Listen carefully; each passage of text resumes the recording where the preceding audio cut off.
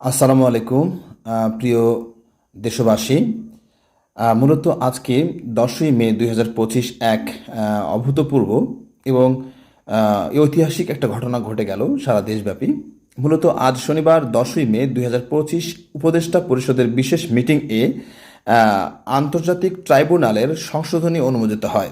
আপনারা সবাই জানেন, গতকাল থেকেই মূলত সারা দেশব্যাপী আওয়ামী লীগ এর নিষিদ্ধকরণ নিয়ে একটা আন্দোলন চলছিল, ছাত্র জনতা এবং সর্বস্তরের মানুষ সেখানে অংশগ্রহণ করছিল।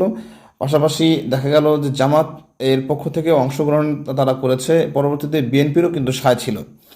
তো যা হোক, আন্তর্জাতিক এই অপরাধ ট্রাইব্যুনাল এর যে সংশোধনী আনা হলো, এই সংশোধনের মধ্যে এই অন্যান্য রাজনৈতিক দলে তারা বিচার করতে পারবে এবং তাদের উপরে তাদের মতামত এবং তাদের শাস্তি দেওয়ার ব্যবস্থা তারা রেখেছে।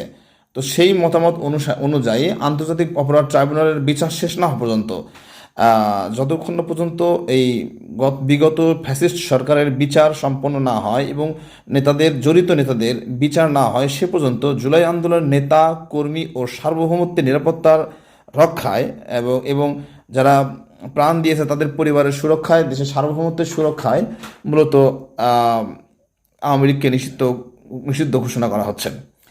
এবং প্রয়োজনীয় পরিপত্র মূলত আগামী কার্যদিবসে, নেক্সট যেদিন কার্যদিবস সেটা আগামীকালই হতে পারে, সেদিনই জারি করা হবে।